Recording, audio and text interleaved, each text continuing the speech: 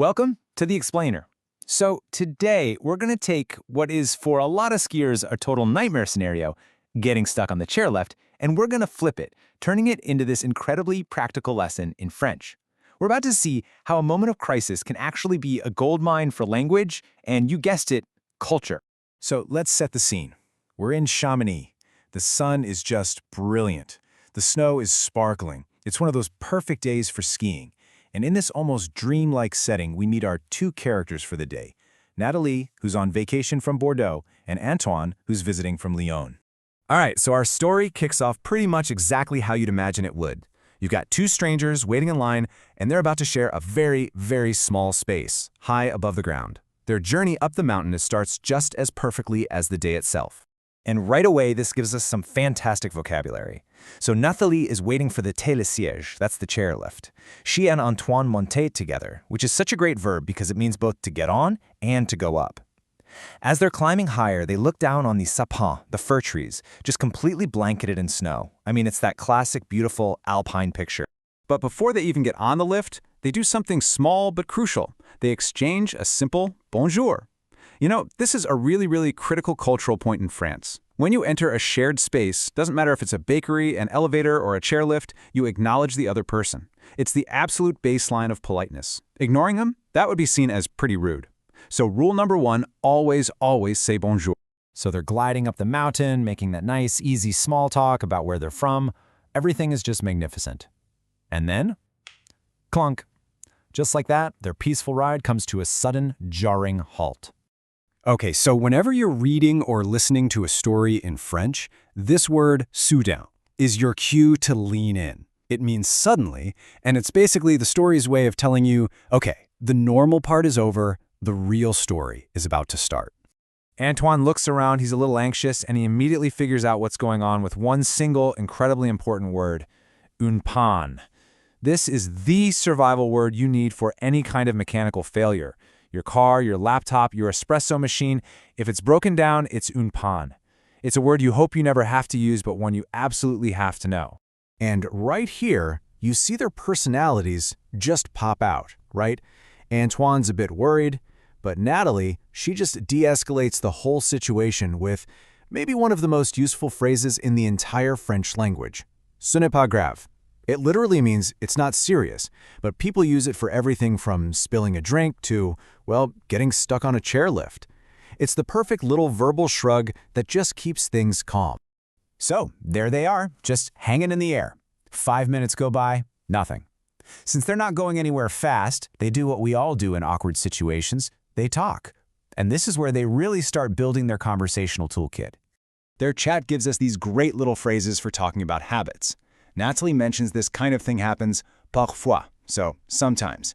She says she tries to come skiing une fois par an, once a year. And Antoine?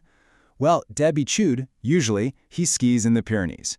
Now, using little adverbs like these, that's the secret sauce to sounding more fluent and natural when you speak. It just adds so much texture.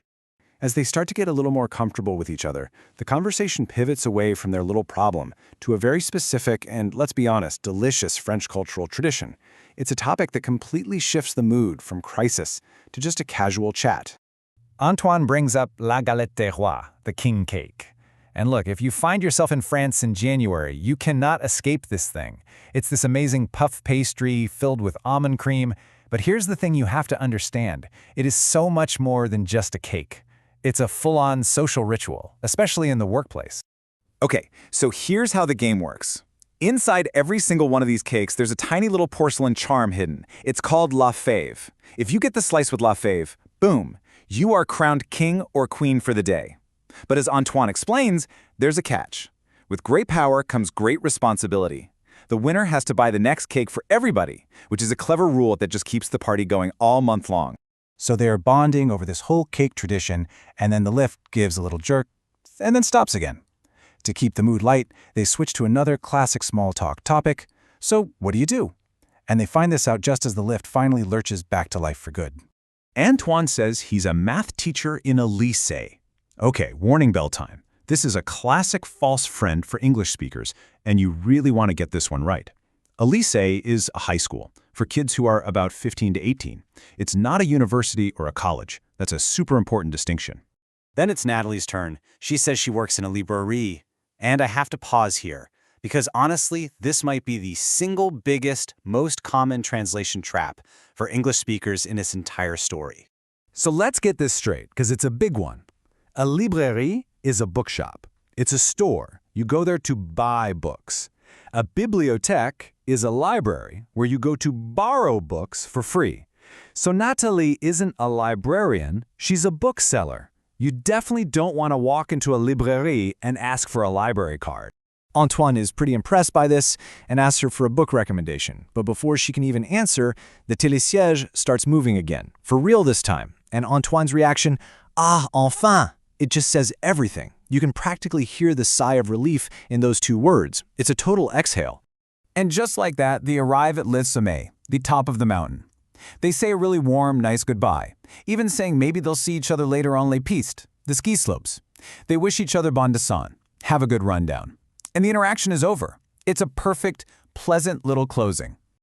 Okay, let's take a step back. What did we actually get out of this 5-minute ordeal high up in the French Alps? Let's do a quick recap of the essential tools this little story just handed us. Think about it. In just a few minutes, we've packed our bags with so much useful stuff. We got a crisis word, une panne, a phrase to calm things down, ce n'est pas grave, a tool for conversation like d'habitude, a really key cultural insight with la galette des rois, and, of course, how to avoid that major translation mistake with librairie.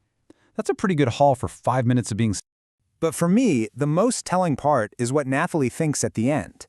La panne a passé vite. The breakdown went by quickly. You see, what could have been a cold, frustrating, anxious waste of time actually turned into a really pleasant human connection. The time flew by for one simple reason. They talked to each other. And really, that kind of makes you think, doesn't it? We usually see interruptions and breakdowns as just frustrating.